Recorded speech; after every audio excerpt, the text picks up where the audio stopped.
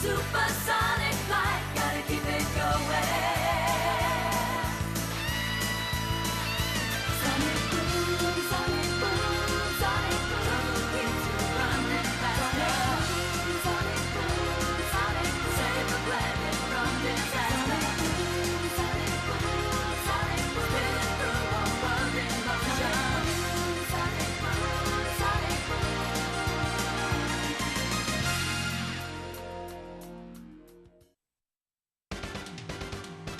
Hey there guys, I am SonicGhost and welcome to Let's Play Sonic CD.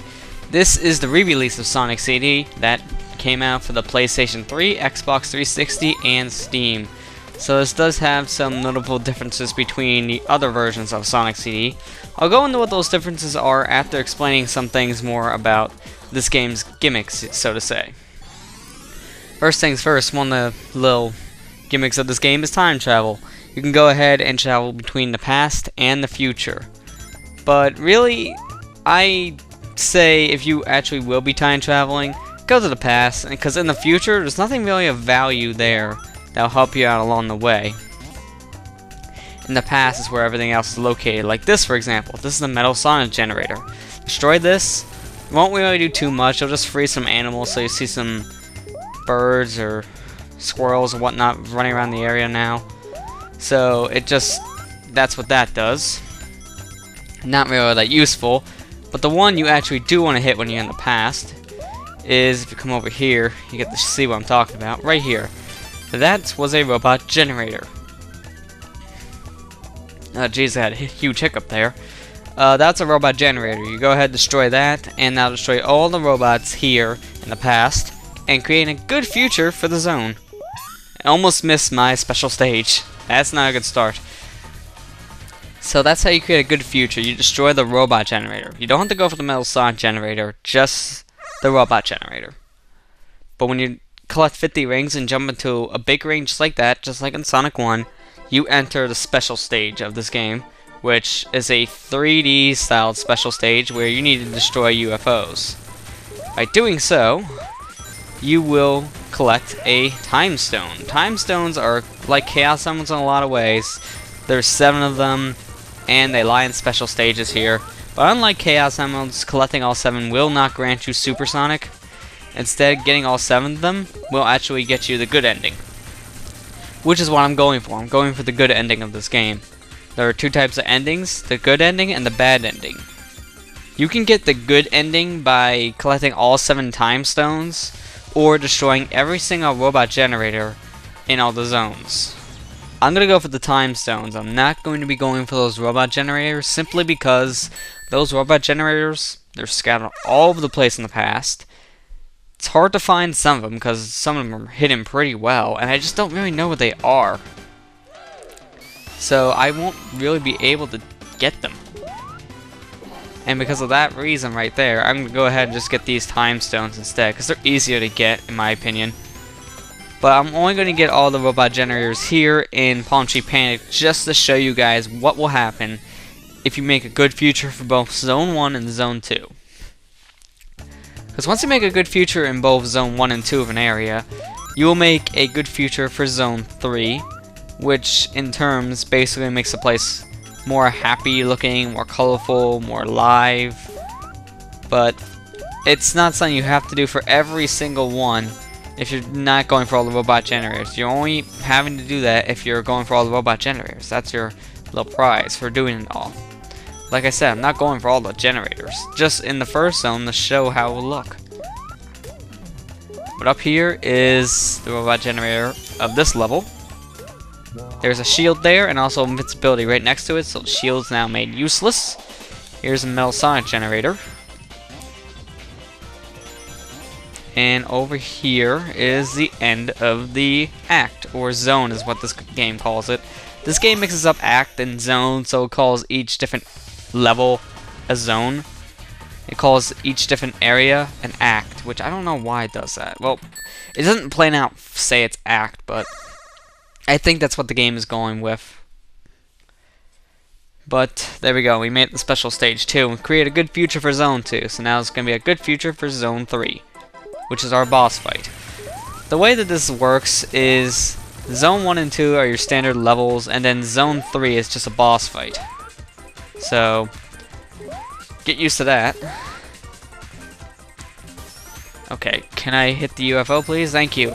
Now then, if you're going for these special stages, there are two nice little tips that you should know when going into these. One, don't touch the water. Touching the water will take away 10 seconds each and every single time you set foot in it. So, as you see, every single time it lands in water, I lost so much time because it just drains your time away. And another thing is, you can hold down on the D-pad and then Sonic will slow down a little bit, making it a little easier to hit some of those generators. Or not generators, the UFOs. I'm still taking the generators for each level. But yeah, just hold down and it'll make it a tiny bit easier for Sonic to hit those UFOs because he will be becoming slower and slower, making it easier for you to aim maybe. Alright, but there we go. You create a good future, so this place is pretty colorful and pretty alive. So, that's a good thing. We won't be able to do this for every single place. We will create good futures permanently when we get all the time stones, but until then, we're not going to see this too much.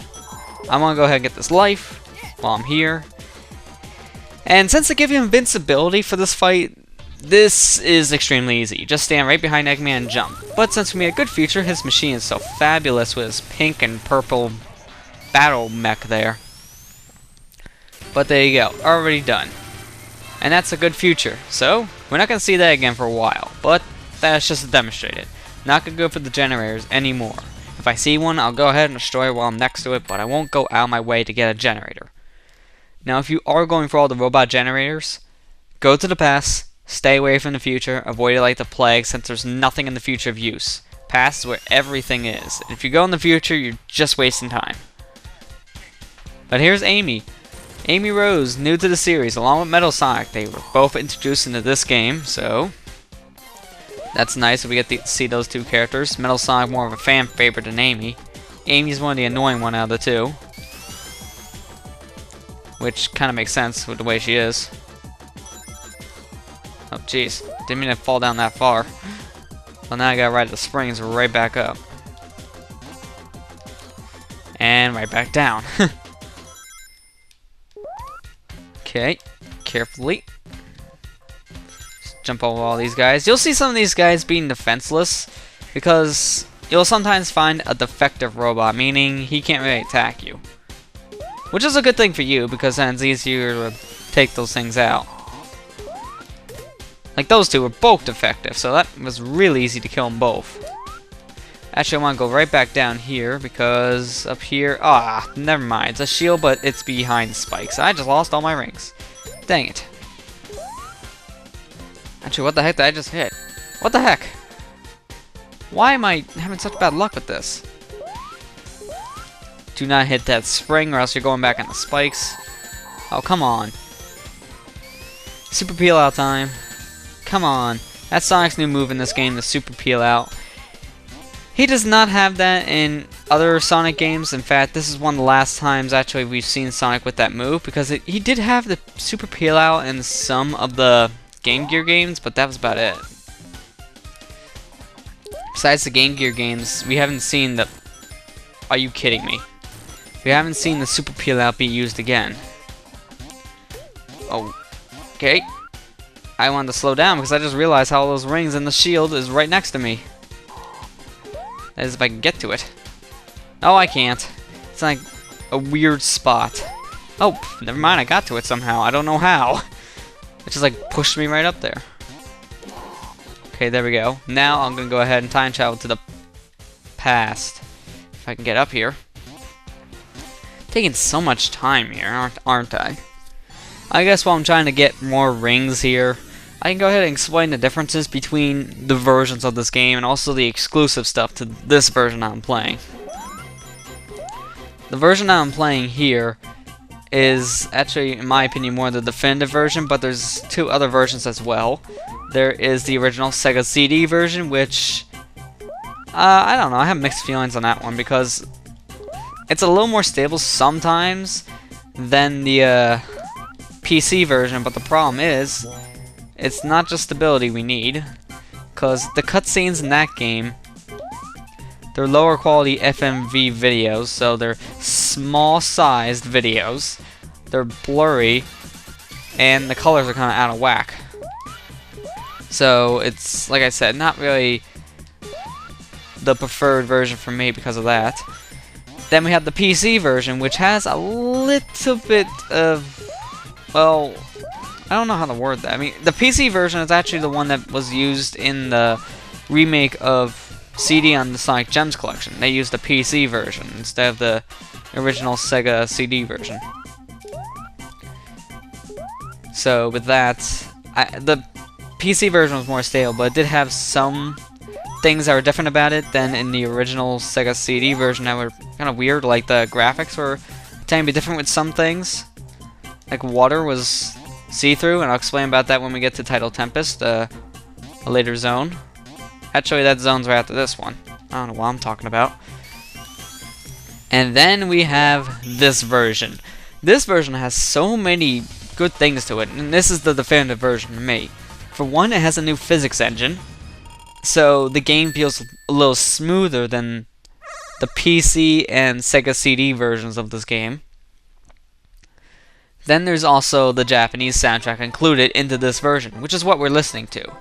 I went ahead and dubbed the intro with Sonic Boom because, in my opinion, Sonic Boom just sounds more fitting for that cutscene than the Japanese soundtrack's opening song for it.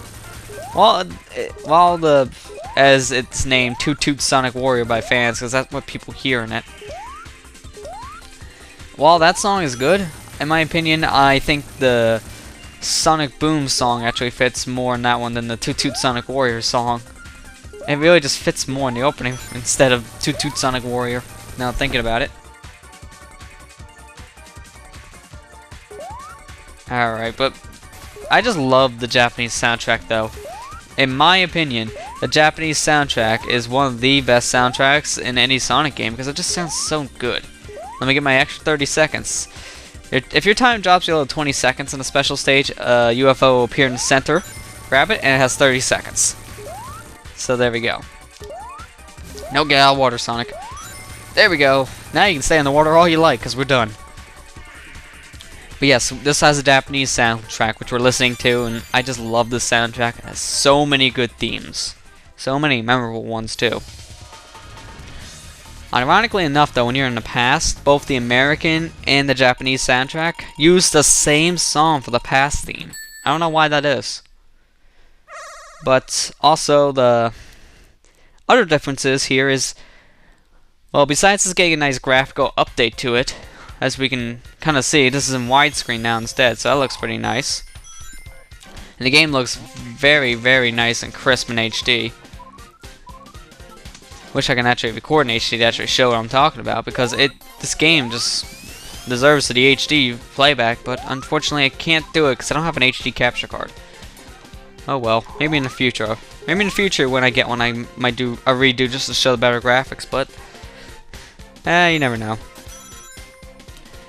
But yeah, Sonic CD here also has Tails as an unlockable character now in this version, and that's really, really cool that they put Tails in here as an unlockable character, because really, Tails was never in the original Sonic CD, and that was kind of disappointing to some people. Now he's in it, and he plays a lot like he did in Sonic 3 and Knuckles. He has a spin dash just like Sonic, but not just that, he also has his flying ability still.